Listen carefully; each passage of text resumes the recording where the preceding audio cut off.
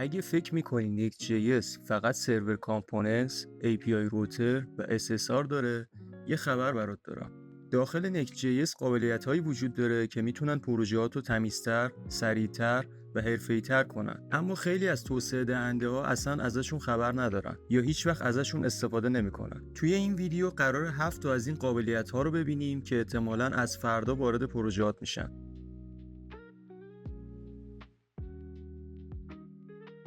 فرض کنیم ما توی پروژه‌مون چند تا صفحه داریم. مثلا صفحه داشبورد، یوزرز، اباوت، بلاگ. حالا می‌خوایم فولدرها و فایل‌های مربوط به این صفحات رو برای نظم بیشتر دسته‌بندی کنیم. ولی نمی‌خوایم که این فولدرها وارد URL بشن. اینجاست که روت گروپس به کمکمون میاد. برای ساختن روت گروپ کافیه اسم فولدر رو داخل پرانتز قرار بدیم. مثلا فرض کنید داخل فولدر اپ یه فولدری به اسم مارکتینگ داریم. داخل اون صفحات اباوت و بلاگ قرار میدیم. و یه فولدری به اسم ادمین و داخل اون داشبورد و یوزرز رو میسازیم. ساختار پروژمون یه چیزی شبیه به این میشه. حالا نکته مهم اینجاست که اسم مارکتینگ یا ادمین اصلا وارد URL نمیشه. یعنی مسیر صفحه داشبورد همچنان اسلش داشبورده و نه ادمین اسلش داشبورد. برای اونای دیگه هم همینطور. پس در واقع روت گروپس به ما اجازه میده که فایل ها و روت های پروژه رو از نظر ساختاری دسته‌بندی کنیم بدون اینکه دسته‌بندیمون روی URL نهایی تاثیر بذاره. اما کاربرد روت گروپس فقط مرتب کردن فایل ها نیست. یکی از کاربردهای مهمش اینه که میتونیم برای بخش‌های مختلف سایت لی‌اوت های جداگونه بسازیم. مثلا الان من میتونم برای صفحه داشبورد و یوزرز یه لی‌اوت جدا بسازم. برای اباوت و بلاگ هم همینطور. با این ساختار صفحات داخل هر گروه میتونن لی‌اوت مخصوص خودشونو داشته باشن، در حالی که اسم گروه ها همچنان از URL حذف میشه.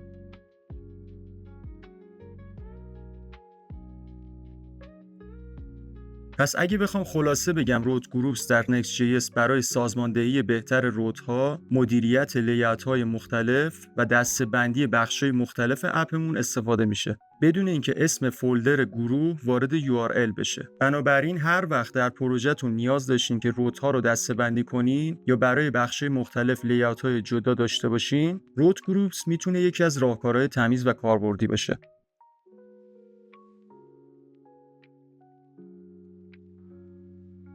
پارالل روتس به ما این امکان رو میده که بتونیم چند تا صفحه یا چند تا بخش مختلف از رابطه کاربری رو به صورت همزمان داخل یک لی‌اوت رندر کنیم.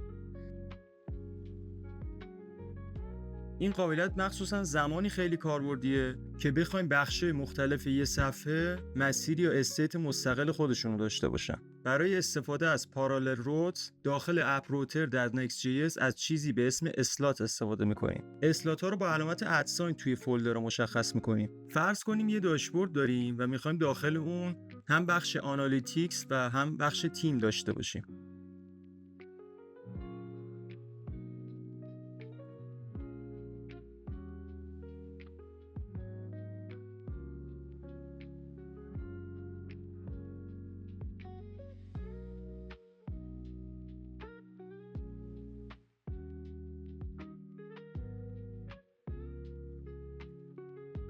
حالا ساختار فولدر ما میتونه یه چیزی شبیه به این باشه. حالا ما داخل لی‌اوت مربوط به داشبورد این اسلات ها رو میتونیم به عنوان پراپس دریافت کنیم و هر کدوم رو در جای مناسب خودش رندر کنیم. در واقع Next.js هر کدوم از این بخشا رو به صورت مستقل مدیریت میکنه و میتونه اونا رو همزمان در یک لی‌اوت نمایش بده. یکی از مزیت‌های مهم پارالل روتس اینه که در هر اسلات میشه مسیرهای مختلفی داشته باشیم. مثلا بخش آنالیتیکس میتونه صفحه لودینگ یا ارور مخصوص خودش رو داشته باشه بدون اینکه روی بخش تیم تاثیر بذاره. این قابلیت تو سناریوهایی مثل داشبوردها، پنل‌های مدیریتی و صفحات چند بخشی و UI‌های پیچیده کاربردیه. اگه بخوایم خلاصه کنیم، پارالل روتس تو Next.js به ما کمک میکنه که چند تا بخش مستقل از UI رو در کنار هم و داخل یک لی‌اوت مدیریت کنیم. قابلیتی که برای ساخت رابطه‌های کاربری پیچیده تو اپلیکیشن‌های مدرن خیلی مفیده. یه نکته مهم دیگه اینه که پارالل روتس میتونه با اینترسپتینگ روتس ترکیب بشه که تو بخش بعدی توضیح میدم.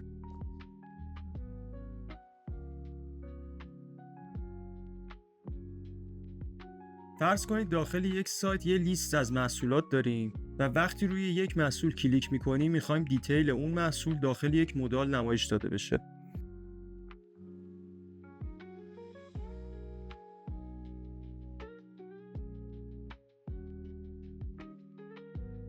اما در عین حال اگه کاربر صفحه رو ریفرش کرد یا مستقیم وارد URL محصول شد، ما صفحه کامل محصول رو داشته باشیم. اینجاست که اینترسپتینگ روتس وارد عمل میشه. در واقع با استفاده از این قابلیت میتونیم یک روت رو قبل از اینکه به صورت عادی رندر بشه اصطلاحاً اینترسپت کنیم و اون رو داخل یک UI متفاوت مثلا مدال نمایش بدیم.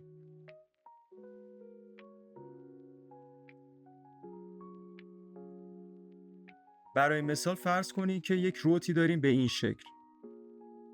وقتی کاربر مستقیم وارد این URL بشه میتونیم صفحه کامل محصول رو بهش نمایش بدیم.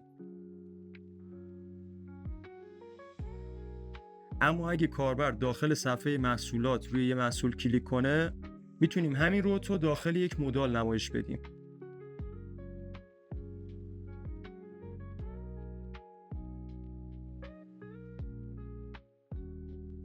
نکته مهم اینه که این قابلیت با پارالل روتس میتونه ترکیب بشه. معمولا برای ساخت مدال هایی که با نویگیشن کار میکنن استفاده میشه.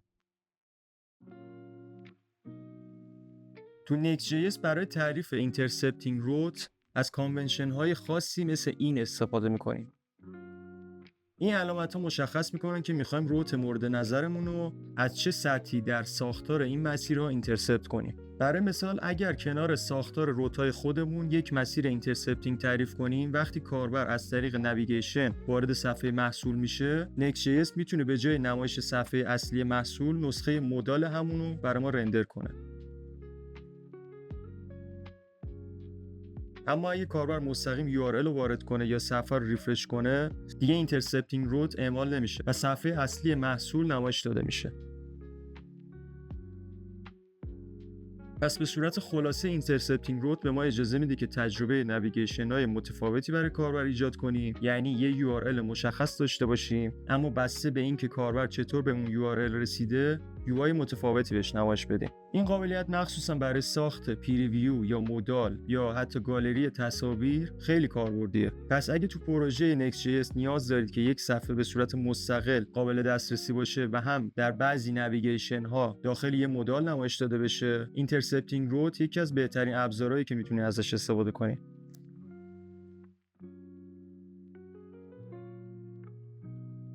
یکی از مزیت‌های مهم متادیتا اینه که میتونیم برای هر صفحه متادیتای مخصوص همون صفحه رو تعریف کنیم. مثلا فرض کنید یک صفحه برای محصولات داریم، میتونیم عنوان صفحه رو چیزی مثل محصولات فروشگاه من قرار بدیم و برای صفحه درباره ما هم عنوان و توضیحات متفاوتی داشته باشیم. حتی میتونیم متادیتا رو به صورت داینامیک تولید کنیم.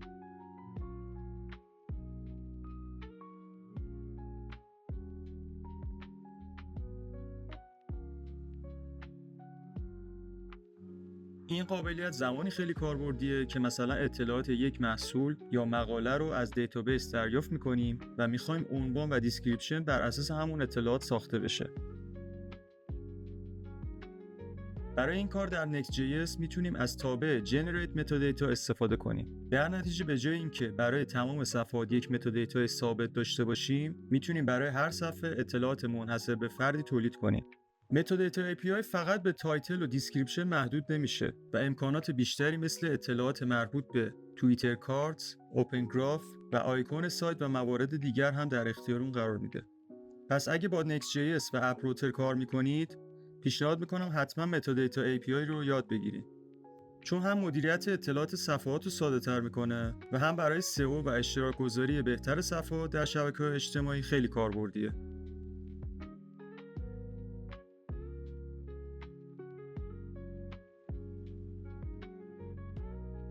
سرور اکشن‌ها به ما این امکان رو میدن که یک تابع رو مستقیما روی سرور اجرا کنیم و از سمت کامپوننت‌های ریاکت یا فرم‌ها اون رو صدا بزنیم بدون اینکه مجبور باشیم برای هر کاری یک API روت جداگونه ایجاد کنیم. برای شروع فرض کنید یه فرم ساده داریم که کاربر قراره باهاش یک پست جدید ایجاد کنه.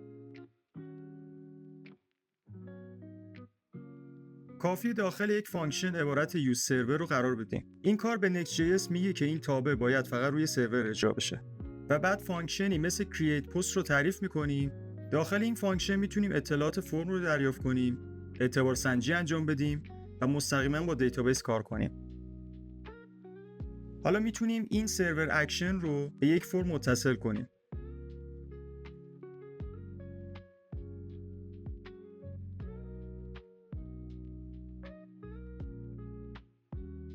برای این کار تو تگ فرم از ویژگی اکشن استفاده میکنیم و تابع سرور اکشن خودمون رو بهش میدیم.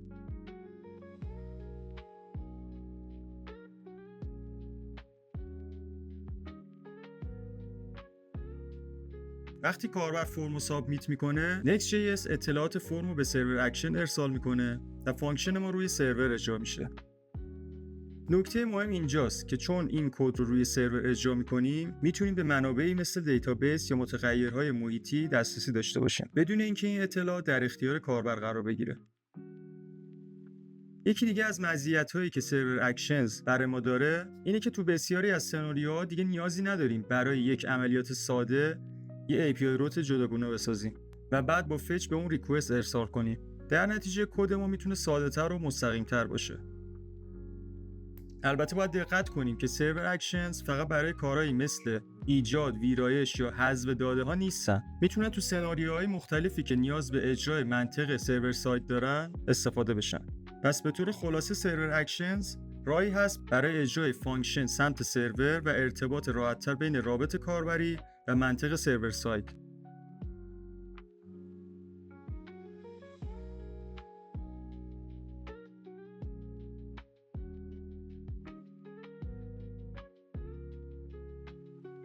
وقتی توی یه پروژه Next.js از اپ روتر استفاده می‌کنیم، میتونیم برای مدیریت وضعیت لودینگ و ارور خیلی راحت از فایلایی که خود Next.js در اختیارمون قرار میده استفاده کنیم.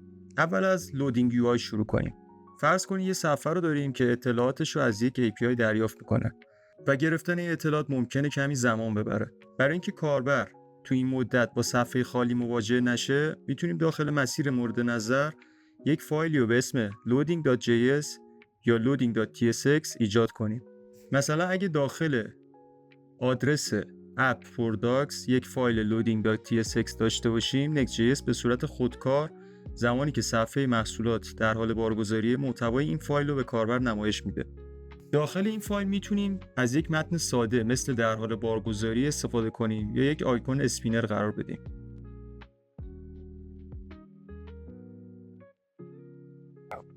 حالا بریم سراغ Error UI. گاهی اوقات ممکنه هنگام دریافت اطلاعات از API یا اجرای سرور کامپوننت یک خطای اتفاق بیفته. تو این شرایط میتونیم داخل همون مسیر یک فایل به اسم error.js یا error.tsx ایجاد کنیم.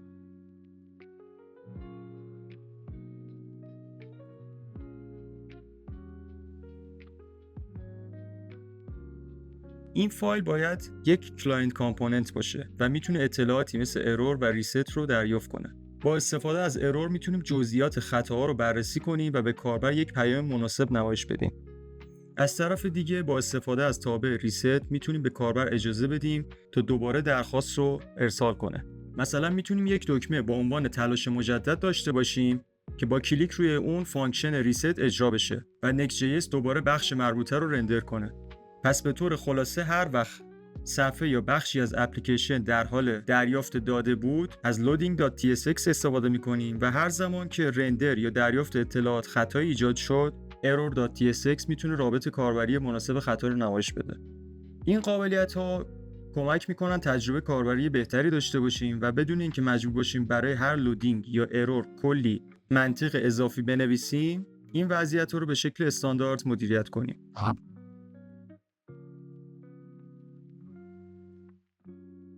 اگه بخوام خیلی ساده توضیح بدم، پارشال پری رندرینگ به ما اجازه میده که یک صفحه رو به دو بخش اصلی تقسیم کنیم. بخشایی که استاتیک هستن و میتونیم از قبل رندرشون کنیم و بخشایی که داینامیک هستن و باید در زمان درخواست کاربر تولید بشن. برای مثال فرض کنید یک صفحه فروشگاهی داریم. بخشایی مثل هدر یا منو یا توضیحات ثابت و ساختار اصلی صفحه معمولا برای همه کاربرا یکسان هستن. بنابراین میتونیم این قسمت‌ها رو از قبل رندر کنیم و خیلی سریع به کاربر تحویل بدیم. اما در کنار اون مثلا بخش سبد خرید، اطلاعات کاربری یا لیست محصولات شخصی سازی شده ممکنه برای هر کاربر متفاوت باشه. این قسمت‌ها نیاز دارن به صورت داینامیک رندر بشن. اینجاست که از پارشال پری رندرینگ یا اصطلاحاً PPR استفاده میشه. در PPR بخش استاتیک صفحه خیلی سریع از قبل آماده میشه و کاربر میتونه تقریباً بلافاصله محتوای اولیه رو ببینه. توی همین زمان بخش‌های داینامیک به صورت جداگانه در حال آماده شدن هستن و بعد از آماده شدن جایگزین محتوای موقت یا همون فالبک میشن. برای پیاده سازی این قابلیت معمولاً از ساسپنس در ریاکت استفاده میکنیم. این قسمت‌های داینامیک رو داخل یک ساسپنس قرار میدیم و یک فالبک برای زمانی که داده هنوز آماده نشده مشخص میکنیم. برای مثال فرض کنید که یک کامپوننت داریم که اطلاعات پروفایل کاربر رو از سرور دریافت میکنه. میتونیم این کامپوننت رو داخل ساسپنس قرار بدیم و تا زمانی که اطلاعات آماده نشده یک اسکلتن یا یک لودینگ نمایش بدیم. مزیت اصلی PPR اینه که میتونیم مزایای رندر استاتیک و داینامیک رو با هم داشته باشیم. یعنی قسمت‌های ثابت صفحه سریع نمایش داده بشن و قسمت‌های داینامیک هم بدون اینکه کل صفحه منتظر بمونه به مرور آماده بشن. پس اگه بخوایم خلاصه بگیم PPR یعنی یک صفحه ترکیبی از بخش‌های استاتیک و داینامیک که بخش‌های استاتیک سریع و از قبل آماده میشه و بخش‌های داینامیک زمانی که اطلاعاتش آماده شد به صفحه اضافه میشه. البته باید توجه داشته باشیم که وضعیت و نحوه استفاده از پارشال پری رندرینگ ممکنه بین نسخه‌های مختلف Next.js تغییر کنه. بنابراین بهتره برای استفاده توی پروژه‌های واقعی داکیومنت نسخه‌ای که استفاده می‌کنید رو بررسی کنید. اگه این ویدیو هم برات مفید بود، خوشحال میشم با لایک و سابسکرایب از کانال حمایت کنید تا آموزش‌های بیشتری منتشر کنم. ممنون که تا آخر ویدیو همراه من بودید. موفق باشید. فعلا.